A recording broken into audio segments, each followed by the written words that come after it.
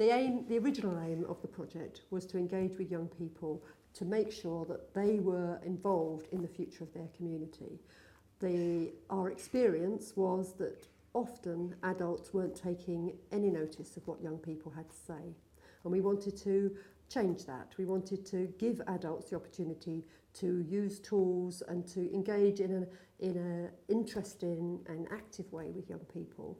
They felt that perhaps they didn't have those, they didn't know about young people, and they wanted to work with them but didn't know how to talk to them. My background had been working with young people, and quite often one of the most popular questions we'd been asked is how do you get young people involved and participating and answering questions about where they live. And we knew that young people weren't being engaged, and we felt that it was because there weren't the right tools. As the project started, there was looking at what the design process could be and how things could be created that young people could engage with and find more creative ways for their participation, but actually provided something useful and constructive to decision makers. I think the validity of what we're doing is really asking one of the elephant in the room questions about when you talk about participation, technology is bound to come up as being a ubiquitous contemporary platform for dialogue and exchange, for communication, for connection and so on. So whilst I think the project is tackling some of these issues practically head on, it is asking bigger debates about has the game changed? Is the future of participation going to be a technology-driven one? And how will technology impact on this in a positive and negative way? It's just bringing two different fields together. When normally would you find a youth worker turning up with design students to talk to a group of young people? It's not something that normally happens. You might bring footballers in, you might bring in cookery classes, but the immediate reaction wouldn't be, I'm going to turn up at the university, knock on the door of the Faculty of Arts, speak to some design students and go, can you help me with a consultation with some young people? It's not the immediate thought that goes there. And being able to put those two things together has just been fantastic. So the formats and the processes that we're developing really are part of a continuum of how we reappraise the methods of communication, the day-to-day way we consume media. Young people, now every young person I know has a gadget that is capable of telling them everything they want to know. They know more than some of these adults in the parishes do know. So I think it would be quite wrong to assume that young people don't know much or they don't care about their community. It's just how can you get them interested? And it is more about how can you assure them that the views that you are seeking from them, you will use that. And even if you can't guarantee them, how can you guarantee them that the exercise is going to be fun? At the end of the day, they're going to have fun, they're going to enjoy or be introduced to a new tool that could, in a way, be used in their fun times, but at the same time, produce or generate a result for the parish as a whole. It's worth saying that we also knew that those same digital tools could also be used by adults, and so it was about using those young people to identify what tools were appropriate. And along the way, we knew, or we felt that it wasn't just the young people's tool, it could be something that adults could use at the same time. I think every community plan, and especially neighbourhood plans now, are plans that are valid or being produced for a 10, 15 to 20 year period. So you have to consider that the people who will benefit from these, or will benefit from the projects, will be somebody who is 8 years today and will be 18 or 25 by then. And even somebody who would vote on your plan, if you start your neighbourhood plan today, it might take you 2 to 2.5 years for the plan to go to referendum. A 16-year-old who was not consulted now is liable or capable of voting by the time the plan is ready. Children will spend hours and hours on technology if it's not going to give them anything, than spend 30 seconds on a paper form that would give them something back. They just can't be bothered. We had quite a lot of debates and discussions while it was going on. where a really good design for something comes forward, and then us as people who work within the community and with young people are going, but you can't do that. That's not going to work. Here's what the problem is. Here's what the issue is. And at the same point of view, you've got designers coming in going, well, did you know you can do this instead then? Did you know there's this opportunity? Did you know there's a different way of being able to explore that? So suddenly you end something in the middle that's not just design-based and it's not just consultation-based. It's kind of bringing those elements together to have a really productive product.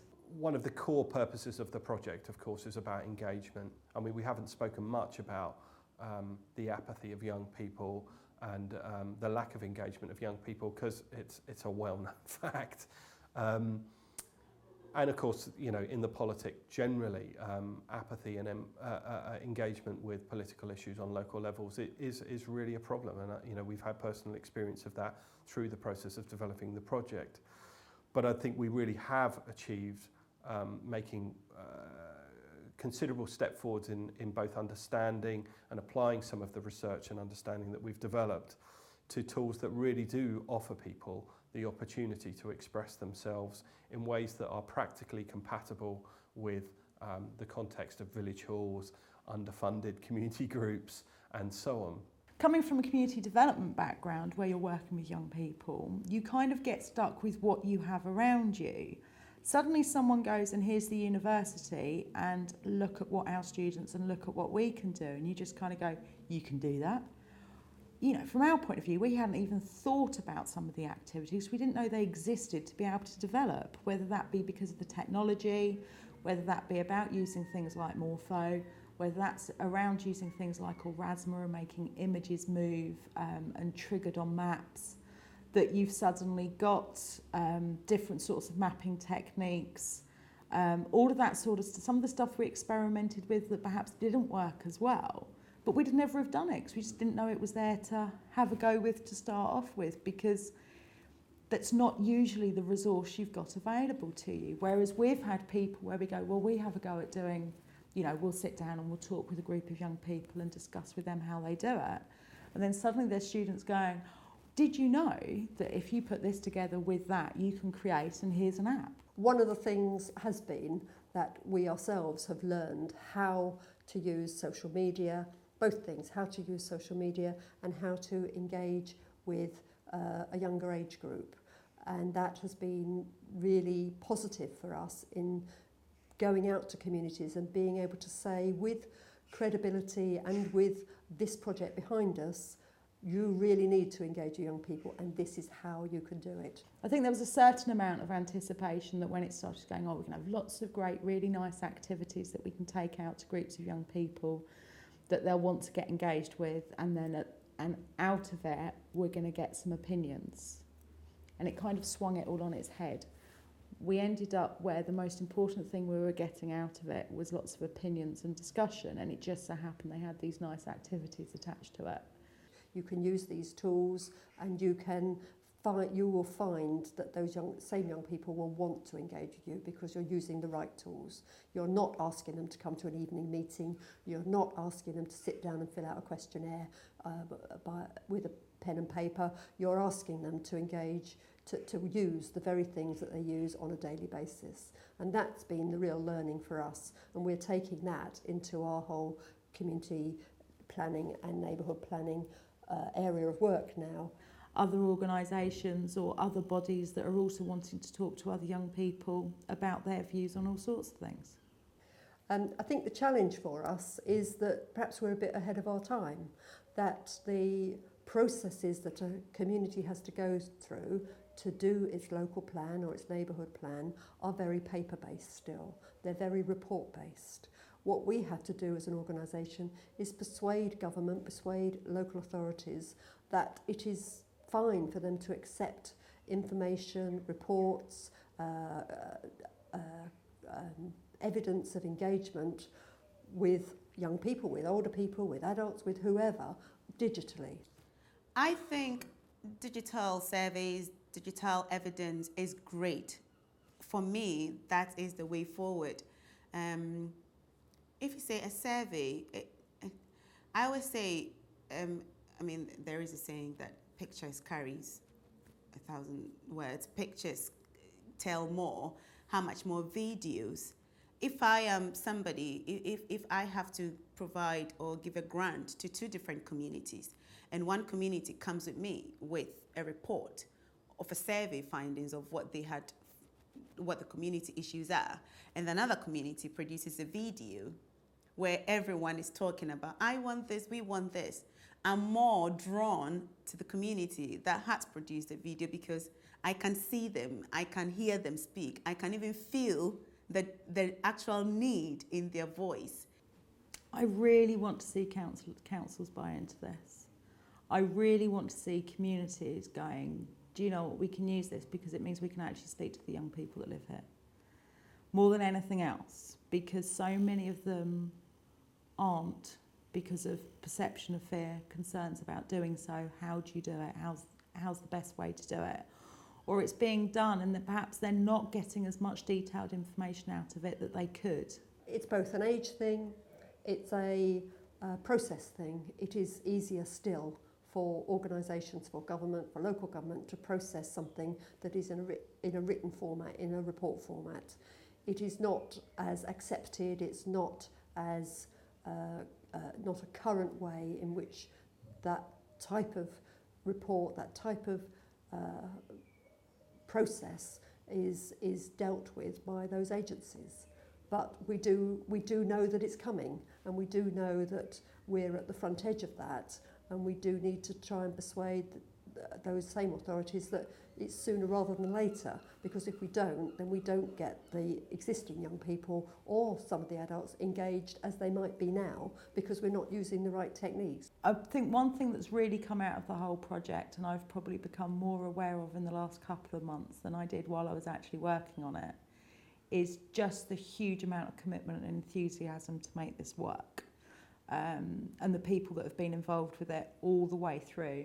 So from the University of Brighton, through AIRS, through the children, the young people that are participating within it, that everybody really, really wanted to make something positive that was going to be usable, and that young people really felt as if that what they were saying and what they were putting across was going to be listened to and was going to be heard. It has been a source of amazement to me about the enthusiasm that young people have, how they have embraced this project, the enthusiasm which they have thought imaginatively about the future of their own community and been able to put themselves into that place where they can talk about the future and think about what it means for them, but also what it means for other people around them. And I found that really encouraging and interesting, and I think it's something that we should be celebrating, because often young people are criticised for being introspective and only thinking about themselves. But actually what we've found in this project is that young people can think of others and can think of how any development might interact on the whole community rather than just on themselves. I could not believe the engagement from children as young as 9 and the enthusiasm that then came through from people in their 20s, or even some of the counsellors that came down and were involved, where their participation within that and that wanting to be involved and engaged and excited about it really came through, and suddenly people were communicating on an equal level, and I thought that was amazing. How technology really can help and really can bring people together, focus minds, and find a place for people to have a voice and contribute in a positive, citizen-like way. I think one of the other things we've really learnt, and that came across right from the start of the project, was how the views of those young people are often very similar to the views of the adult. And yet we had always thought they're going to come up with something wacky, different, unrealistic. But actually, within the right context, within the right discussion, they have come up with almost exactly the same issues. Their solutions might be different. They might have a different perspective, which is a healthy thing, and you know, we can all learn from that. But actually, we shouldn't be frightened of what young people think, because they often think the same as we do.